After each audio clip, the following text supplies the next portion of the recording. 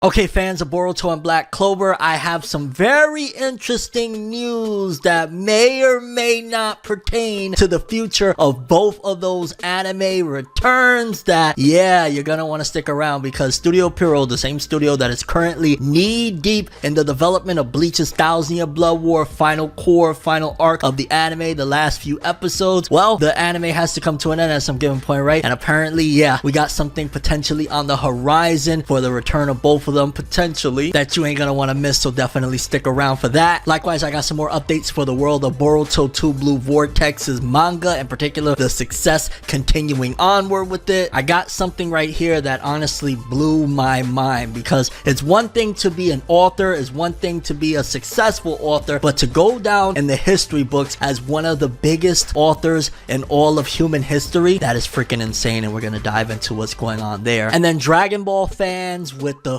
finale of Daima wrapping up, we got a legendary interview with a bunch of the previous editors of the Dragon Ball manga. I think it's gonna knock your socks off, because some of those rumors that we've been hearing for years upon years, like Toriyama wanting to end Dragon Ball at the Cell Saga, like finally definitive answers on a lot of those burning questions that people have had for many a years regarding Dragon Ball, Toriyama's intentions, and all around just epicness for Dragon Ball fans alike. So without further ado, let's jump into another exciting episode of ForneverWorld News!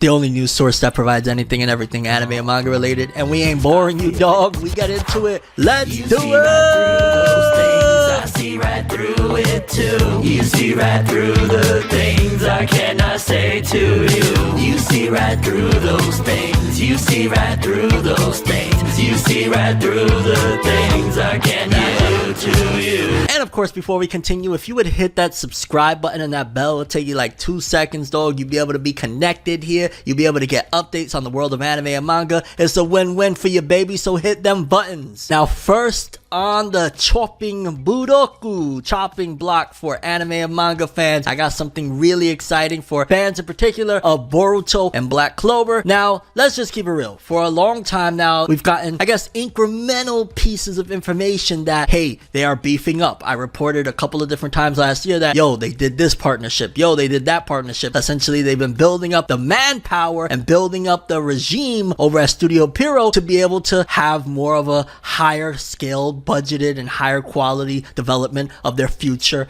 projects. That doesn't necessarily mean in particular that, yo, dog, we're going straight for Boruto and Black Clover, because one of the biggest things that Studio Pierrot has been focusing in on for the last almost 3 years essentially has been Bleach. They have been pretty much putting all of their time and efforts into the Bleach Thousand Year Blood War, especially because Tite Kubo, the original creator of Bleach, has been on board. So they've been putting extra care and love into this thing, so much so that, obviously with other reasons involved, but definitely one of the reasons being, they've put a lot of their projects that they've been handling for a long time to the side, such as Black Clover and the Boruto anime, to really focus in on and make what we have witnessed as greatness with the Bleach Thousand Year Blood War. Like, there's no question putting Boruto and Black Clover to the side over these last few years. Obviously, there's other reasons involved for both of those said series why they were put to the side, but nevertheless, it definitely contributed and definitely was a major plus for the production quality of Bleach's Thousand Year Blood War. They got to get the best talent that they could possibly get. They got to get the best schedule that they possibly could get for Bleach's Thousand Year Blood War, because they had those other titles to the side. However, we are running down to the finale of Bleach's Thousand Year Blood War. There is only one core left. Essentially 12 to 13 episodes remain for Bleach's Thousand Year Blood War anime, and then following that, Studio Pierrot either A, has to go and find some new titles to build up and move forward, or B, they get to go back to the things that are still extremely popular and are essentially slam dunks waiting to happen with the titles that they have at their hand, such as Boruto, Black Clover. I know Tokyo Ghoul fans are like, but a Tokyo Ghoul remake? Yeah, I don't think that's happening for a long time, buddy. Sorry. Watch, right after I post this video, all of a sudden, hey guys, Tokyo Ghoul remake happening 2027. Hopefully I'm not jinxing that. Anywho, apparently Studio Pierrot are about to be having some big information about the future of their anime projects, and a lot of people are speculating that it's going to be updates finally for the Boruto anime and the Black Clover anime, because Black Clover and Boruto anime will more than likely be getting new information revealed on March 22nd, 2025, because Studio Pierrot will be introducing their lineup of new works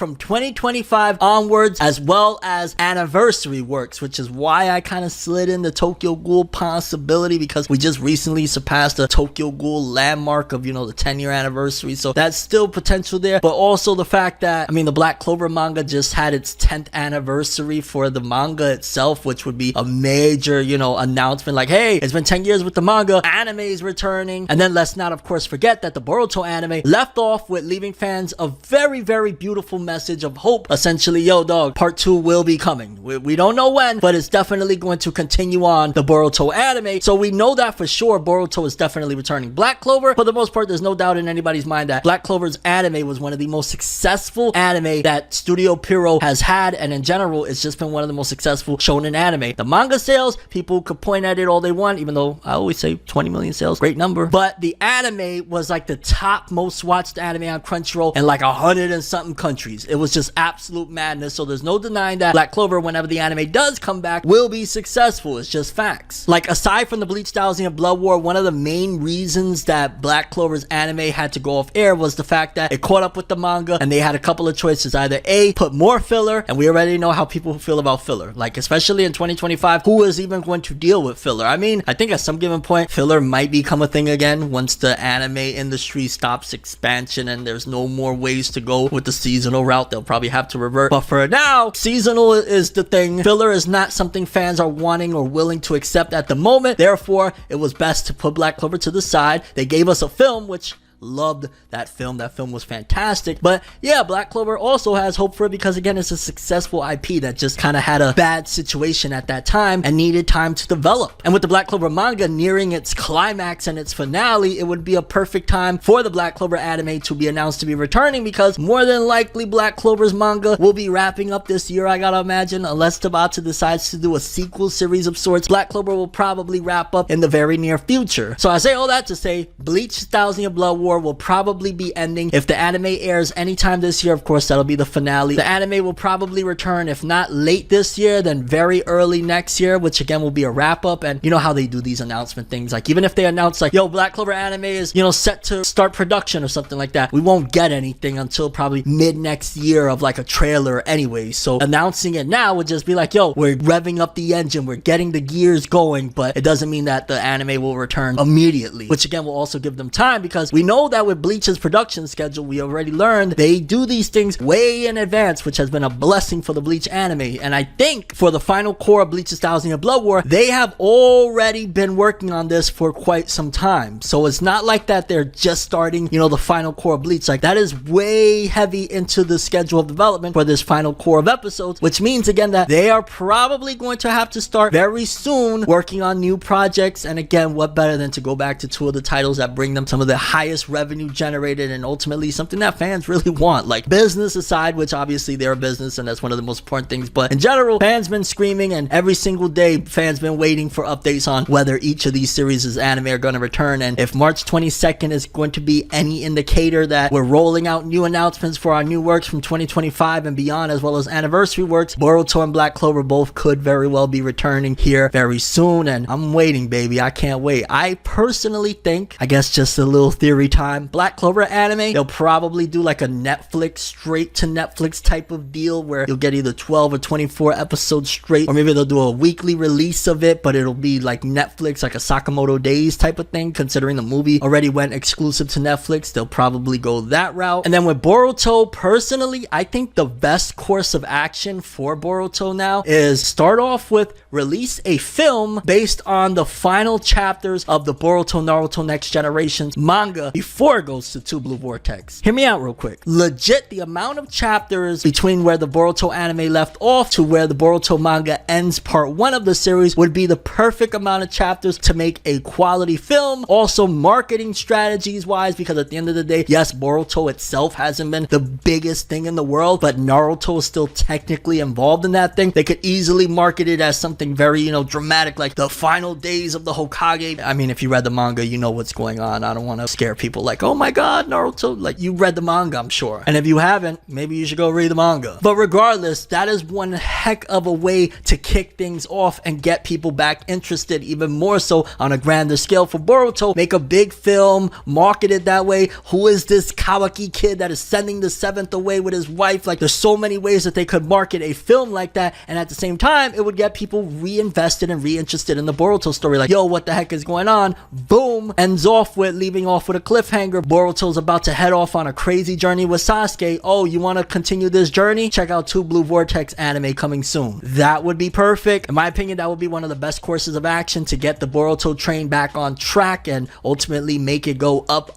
But we gotta wait and see what the powers that be, the higher ups, have to say. And regardless of what, it looks like Studio Pierrot at the end of March is going to begin anew, and time will tell what they're planning on doing. Let me know what you guys think is gonna happen with this whole situation. You think that they're going to go the route of a Boruto movie and a Black Clover anime straight to Netflix, or is gonna be something totally different? Again, I don't think there would be any too soon type of labels, so to speak, for any of this to be announced, considering Bleach is on its last leg as far as for the adaptation of the main manga. Yes, fans want more of the light novel adaptation stuff, and I'm sure that will come at some given point, but they got juggernauts right here that is cash cows waiting to happen. And while we're on the topic of Boruto, something very interesting to note, an addendum, so to speak, to one of the last updates we did with Boruto. In case you don't know, the latest volume of Boruto 2 Blue Vortex Volume 4 is one of the highest selling volumes of Boruto, and now probably 3 or so years that the manga has been going from the Naruto Next Generation portion till now. Like, the sales have been good, and even with the second week is also an upgrade from some of the previous weeks as well, and it's on course to being one of the highest selling Boruto 2 Blue Vortex volumes thus far, because it's selling higher than all of the former 3 volumes of 2 Blue Vortex. And yeah, in its second week, it's still very nicely placed. It's at number 12 on the top 50 best-selling manga of the week, with 18.5k this week, bringing its total to 77,787. So very good numbers, looking great in only a couple of weeks that it's been out. And again, if it's on course to being one of the biggest of the 2 Blue Vortex, that means that it's going up. And if it's going up, imagine what extra, you know what I'm saying, muscle behind it would be a film or any type of anime adaptation return from Studio Pierrot. It's out of here, baby. It's up and away. Then moving forward, this was something that I found to be very fascinating, to say the least, regarding one of the highest selling authors in all of human history. Like, there's a difference between being the top selling manga of the week, the top selling manga of the year, one of the top selling, you know what I'm saying, of anything in Japanese culture, but to go global, to go in human history, because we just got a report that Eiichiro Oda has done something of the unthinkable, so to speak, because essentially a list came out of the top selling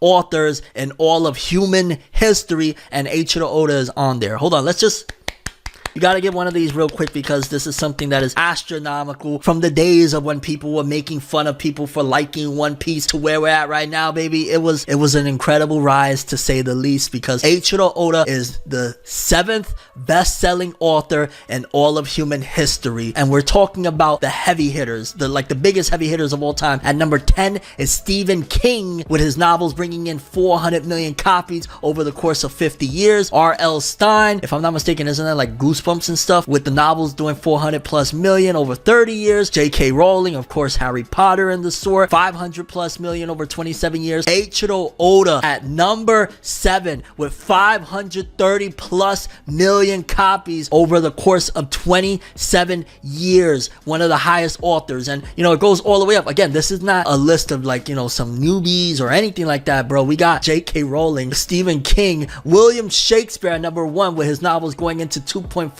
billion. Agatha Christie, bro, like, this is a crazy list. But again, that is just one heck of an incredible feat, to say the least, that Eiichiro Oda, a man that just had a dream of like, yo, bro, I just want to make a pirate manga. You know, it might not go that long. Fast forward 27 years, is one of the longest running manga of all time, one of the highest selling manga of all time, one of the highest selling books of all time. Like, words can't even begin to fathom. Although I will say one thing, let's be clear that there are other books that have sold, or other titles that have sold a ton, but But this is strictly by the same author because, for example, Batman and Superman, I want to say Superman has sold more than One Piece, something like that, but that is over the course of many years with different authors. Likewise with Batman, different authors. One Piece is straight up Eiichiro Oda. All of Stephen King's books are all of Stephen King's books. All of J.K. Rowling, all of R.L. Stein, all of William Shakespeare, they're by one author. So this is strictly for the author, for people that are like, but where's Superman? Where's Batman? Those are all by different authors. This is talking strictly about the author themselves, and Eiichiro Oda, 7th best-selling author in all of human history. One more time.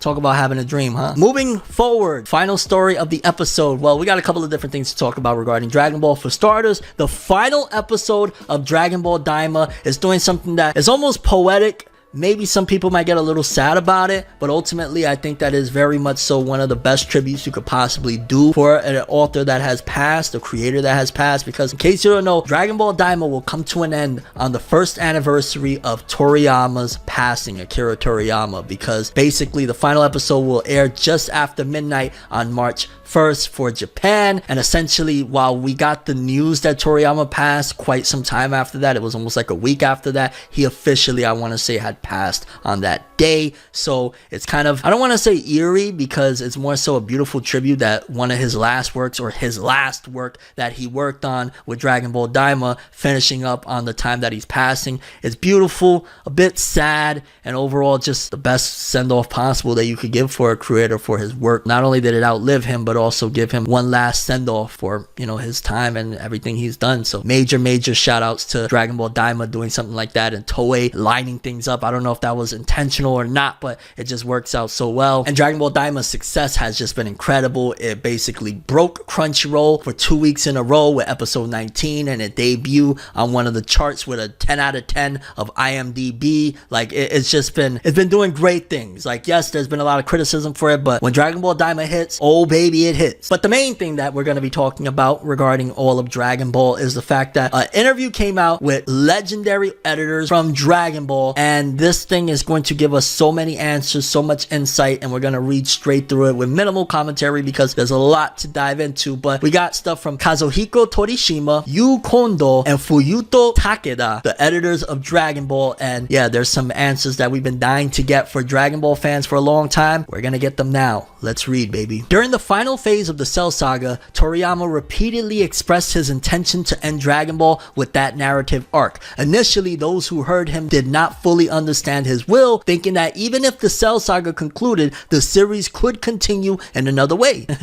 I know I said I'm not going to give much commentary, but no. If he's saying, yo dog, I want to end it, he wanted to end it. And they were like, yo bro, but money. However, strong pressure came from the editorial team for the story to go on, pushing Toriyama to continue further. Despite this, Takeda always sided with the author, trying to find ways to ease his workload and make the continuation of the series less burdensome. In the end, both Toriyama and Takeda insisted that the story should definitely conclude with the end of the Majin Buu saga out of respect for Toriyama and his desire to bring the series to a close. During the final phase of Dragon Ball, Toriyama was asked if he truly enjoyed designing new characters, to which he replied that he actually preferred creating rounder, cuter figures with a humorous touch. As we know, he was a gag manga artist at heart. This reflection led to the idea of creating a villain with those characteristics, Majin Buu. As the Buu saga took shape, Torishima kept insisting that the series should have ended earlier. However, despite this, Toriyama seemed to be having a lot of fun working on it. This was particularly evident in the absurd gags reminiscent of early Toriyama, such as Gotenks' Ghost Kamikaze attack, which left the editor both astonished and perplexed. But it was clear that the sensei was enjoying the final part precisely because he knew the story was coming to an end. Towards the end of the Cell Saga, Toriyama had probably intended to conclude Dragon Ball within a few weeks, perhaps 3 or 4. In the end, however, the series continued for another 2.5 years. He may have thought of wrapping everything up in 6 months, but the story ended up lasting much longer than expected. Rather than convincing him to continue, the editors focused on finding ways to make the work more enjoyable for him.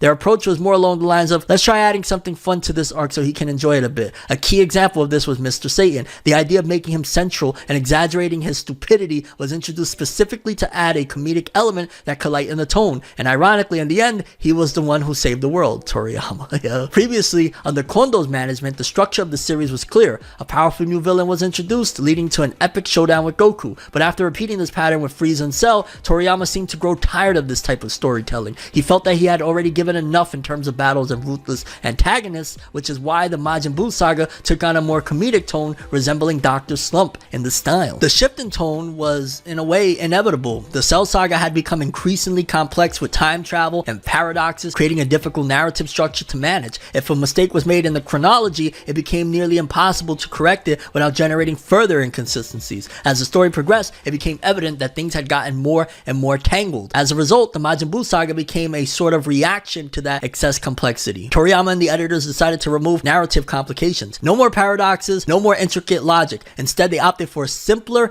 lighter structure filled with gags. In hindsight, this was probably the best choice to conclude the series in a freer and more enjoyable way. During a conversation, Toriyama was asked whether he actually enjoyed drawing certain characters. He replied that Kondo had always told him that if a character wasn't cool, it wasn't good enough. At that point, the discussion shifted to Frieza, revealing that he was actually a forced character, one that Toriyama hadn't particularly wanted to create, but was made to include. However, when a story undergoes sudden changes, such as when Toriyama himself requested to move on to a new opponent because he no longer wanted to draw Frieza, it can complicate the plot structure and led to somewhat chaotic situations. Basically, Toriyama had to make moves, demands, and really push forth for his own mental health, because it's like, bruh, I'm tired of drawing serious stuff. I'm tired of drawing this character. I want to do something that makes me happy. In the end though, Toriyama's mind always finds a way to keep the story moving. Often, when reorganizing the narrative, it may seem like certain ideas came from him or someone else, but in reality, it's just a process of simplification and adjustment, exactly as Kondo had suggested. Therefore, it's important to be mindful of how certain narrative changes are interpreted. It is often said that Kondo shut down the idea of Cell, declaring that it was all worthless, but in reality, things didn't go exactly that way. What? Cell worthless? You nuts. It wasn't a complete rejection, but rather a critique of the character designs. Initially, Cell had an appearance very similar to a large cicada-like insect, and Kondo expressed some doubts. He didn't seem like a particularly cool opponent. However, when the character took on a more humanoid form, the judgment changed. This design felt more fitting, more charismatic, and better suited for an exciting battle. The idea was that an antagonist that was too monstrous wouldn't engage the audience as much as one with more human-like appearance. This observation was based on direct experience with Dragon Ball. For example, during the Great Ape transformation, it was initially believed that a battle featuring a giant monkey would excite readers. However, in reality, popularity polls plummeted. The conclusion, as Kondo emphasized, was clear. The audience found fights between humanoid opponents of similar size more compelling because they created greater tension and engagement. Hence why they moved on from the Great Ape stuff and they stopped using that. That makes so much sense. Wow. Ironic, considering that the final villain of Dragon Ball would eventually end up being giants. The idea of Frieza as a space merchant and galactic villain emerged during a brainstorming session, but at first there was no clear defined character. The concept of an intergalactic evil businessman was strong and universal because it immediately established his role, a ruthless villain. In Dragon Ball, clear out roles work best. The good guys are good, the bad guys are bad. Toriyama was never inclined to create intricate plots with double crosses and elaborate twists. Instead, he would drop hints without developing complex backstories. His storytelling was simple and direct, aimed at a young audience, without excessive flashbacks or long-term mysteries to unravel. When a plot needed a twist, he often introduced new ideas suddenly. For example, the revelation that Goku was a Saiyan wasn't the result of an elaborate plan, but a narrative necessity. When the story hit a roadblock, Toriyama quickly found a solution. So essentially, Toriyama was doing stuff on the fly and it just worked out incredibly well. Amazing, yo, amazing. This method led to unexpected surprises, such as the destruction of Namek. At that point, a problem arose. If the planet was gone, then the Dragon Balls would be too, but the solution came immediately with the introduction of another Namekian who could recreate them. This spontaneously defined the entire creative process. There was no long-term planning. Toriyama and the editors would decide on the general direction and then develop the story week by week. Even the idea of setting part of the story in space emerged suddenly. If Goku was an alien, then it made sense to explore new planets. Iconic elements like Goku's tail were not originally conceived as part of his Saiyan heritage, but were later tied in when the story required it. This approach also influenced the structure of the martial arts tournament. In a typical setup, the strongest fighters would face off in the finals, but in Dragon Ball, the decisive duel could happen in the first round. This often left the editors confused. What happens after that? But Toriyama, true to his philosophy, would simply respond, if I put the most epic fight first, then I'll just come up with something else. His priority was to surprise the reader, create something unexpected, and not worry too much about long-term consequences. This ability to subvert expectations and improvise solutions made his storytelling fresh and unpredictable. His goal wasn't to build a perfectly structured plot, but to surprise and entertain, always leaving readers eager to see what would happen next. During the Buu saga, there was a moment when Toriyama decided to experiment with a different idea. The school chapter, featuring Gohan in high school and the Great Saiyaman. The idea was to try a lighthearted storyline with Gohan attempting to hide his identity while experiencing small everyday adventures. However, after a few weeks, Toriyama got bored and abruptly abandoned it. As often happened, if something became too complicated or unstimulating, he would drop it without much hesitation. The school setting required many crowded scenes filled with background characters, something Toriyama found tedious and time-consuming to draw. So to make the work simpler and more enjoyable for himself, he quickly cut that storyline and moved on to something more dynamic and absurd. This tendency towards improvisational storytelling is also evident in the introduction of Trunks. When Trunks first appeared, effortlessly wiping out Frieza, no one, not even Toriyama, had decided exactly who he was. There was no long-term plan for him to be the son of Vegeta and Bulma. It was only later that Toriyama made this connection and declared, okay, Bulma marries Vegeta. Oh my god, I love Toriyama.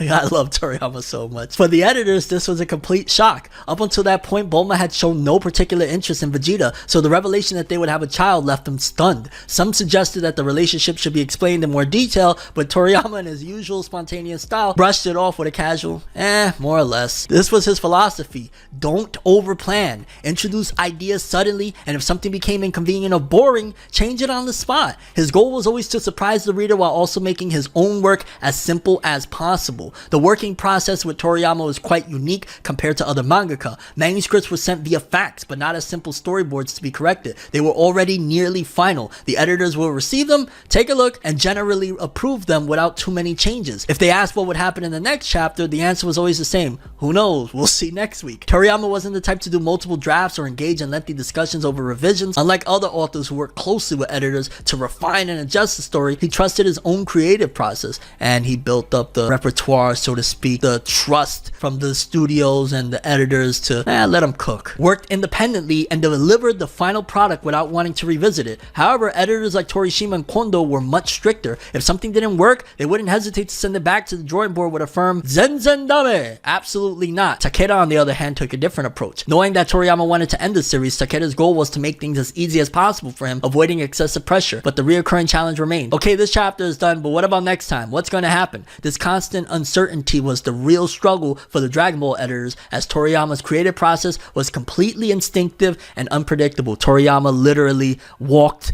and drew and created with Ultra Instinct. He created Ultra Instinct, bro. Like, not wow. The transformation of Dragon Ball into a battle manga happened gradually, but not entirely by chance. In its early stages, the series balanced adventure, comedy, and combat, but with the arrival of the Saiyans, the focus shifted more and more towards battles, pushing the story into prolonged, high-intensity action. This change was driven by the audience's response. Readers were thrilled by the fights and wanted to see more. Toriyama, initially more interested in adventure comedy, hadn't planned this shift from the start. However, once he experimented with it, he found it fun to develop increasingly spectacular and elaborate battles. It wasn't just a matter of let's introduce a new enemy and have him fight Goku. There was an evolution in character dynamics as demonstrated by Vegeta's arc. Initially, the main antagonist Vegeta eventually joined the protagonist when Frieza's threat emerged. This kind of development enriched the narrative, moving beyond simple villain of the arc structures and creating more complex interactions between characters. The editorial team debated whether the former enemy-turned-ally formula would work, and they eventually realized it added depth to the story. Toriyama himself, though he didn't plan everything far in advance, let himself be guided by audience reactions. He wasn't the type to obsess over popularity polls, but when results were shared with him, his competitive spirit drove him to improve. Despite his image as a laid-back person, Toriyama actually had a strong competitive nature. Basically, hates to lose. This aspect of his character pushed him to create increasingly impressive fight scenes, never settling for less. So even though Dragon Ball wasn't exactly the manga he had originally dreamed of drawing, once he embraced that direction, he gave it his all to make it the best he could. About 10 years ago, when the idea of doing something new with Dragon Ball was proposed, Toriyama responded with little enthusiasm, saying he didn't find it fun anymore. He didn't feel obligated to continue, but the motivation that had driven him in the past was no longer there. Even in a tribute interview on the radio, he admitted that he no longer felt the same excitement as before. Sure, he still enjoyed working with certain characters, but his engagement wasn't what it used to be. During the Buu saga, or even towards the end of Frieza saga, that creative spark was still evident. He was full of ideas and energy. Over time, however, subtle changes in storytelling became noticeable, signaling that his approach was shifting and that his inspirations were no longer as strong. The relationship between Toriyama, Katsuda, and their editor Torishima was built over time, marked by moments of tension but also deep mutual respect. When Katsuda recounted past episodes where it seemed like Toriyama had endured endured some editorial harshness, Toriyama himself will react with surprise, saying, "Oh really, that happened," only realizing later how tough those moments might have been. Over time, Toriyama and Katsura developed a deep understanding of each other. Having both worked under Torishima, they shared similar experiences, and although they occasionally complained about his decisions, it was more about recalling anecdotes than harboring any real resentment. In fact, the fact that they spoke negatively about him wasn't out of bitterness, it was actually proof of the profound impact he had on their careers. This dynamic was clear. The more they discussed his absurd directives, the more it became evident that Torishima had left a lasting imprint on their artistic journeys. It was a kind of affection disguised as critique, a way of acknowledging his importance without openly admitting it. After all, these weren't stress-induced outbursts or genuine complaints, but rather a form of long-standing trust. Katsura and Toriyama, despite moments of frustration, would never disown Torishima's crucial role in their careers. On the contrary, the fact that they spoke about him so often was proof of just how much they respected and appreciated him. At Jump's editorial office, we try to synchronize the weekly serialization of the manga with the release of the collective volumes, the anime, merchandise, and video games. Every week there were meetings with companies like Bandai and game developers who asked us to plan product launches around key moments in the story. They do that to this day with a lot of different things. However, Toriyama didn't work with a fixed schedule and often responded with a vague, I haven't really decided on all those details yet. This made coordination difficult because if he suddenly decided to change the direction of the story, the anime, merchandise, and video game plans had to be adjusted in a hurry. Sometimes we get panic calls like, hey, what do we do now? Even the covers of the collective volumes and their content influenced the merchandising strategy. For example, if certain characters were chosen for the cover, Bandai might plan to release a figure based on them. But if Toriyama suddenly changed his mind about that character, the entire release schedule would shift. Coordinating the weekly serialization, the anime, the tonkobon, aka volumes, and the merchandise was an almost impossible task. Dragon Ball was so popular that requests for collaborations and new products kept piling up. Sometimes the editors wondered if they were still working as editors or had become video game planners instead. Despite the challenges, it was an exciting time. Seeing Dragon Ball expand in so many directions was incredible. Occasionally, depending on Bandai's needs, there were discussions about whether a particular character should get more screen time at that moment, or conversely, whether their appearance should be delayed to avoid spoilers. But with everything developing in parallel to the serialization, predicting the timing with precision was practically impossible. For a Jump anniversary, the editorial team came up with a crazy idea, stacking all the issues of the magazine until they reached 25 meters in height using a fire department ladder truck. However, the wind threatened to scatter the volumes, so they had to tape them together to keep the stack intact. It was an absurd feat, but it perfectly represented Jump's spirit, going big with enthusiasm and a touch of madness. While some questioned the purpose of it all, the answer was simple. That's exactly the point. Madness is fun. The same approach was reflected in the desire to engage fans, not just in reading manga, but also in playing with the characters. The editorial team spent many meetings figuring out what kids enjoyed outside of manga, and from these discussions, ideas like collectible cards and video games were born. The goal was to turn the Jump experience into something more interactive and enjoyable, expanding the world of characters beyond the pages of the magazine. And I know this was a long episode of Forever News, but I gotta say, in all my years of, covering interviews and, authors speaking, this was hands down my favorite moment of being able to read an interview. This was my favorite interview, hearing all of these incredible classic moments, hearing how Toriyama created manga. I always hear the stories of, the creators that he planned this 5 years ago, he planned this 10 years ago, and the plot is unraveling now. And while I always appreciate that and think it's brilliant, there's also a brilliance in being able to create on the fly, connect it all, have the audience love, enjoy, and accept it, and make something as iconic, as classic, and as incredible as Dragon Ball. Like, I loved reading this interview so much, and I hope you guys enjoyed me reading this for you as well. Rest in peace, rest in paradise, rest in power, rest in greatness to Akira Toriyama. Thank you so much for everything you contributed to all our lives. You will never be forgotten, and yeah, God bless. So laugh for this one. I'm Tim. As always, people, have an awesome day. Peace in. But now it's whatever. One day I'll be your favorite forever. No matter how you get it done, no matter how you get it done, no matter how you get it done, no matter how you get it done, no matter how you get it done, no matter how you get it done, no matter how you get it done, no matter how you get it done.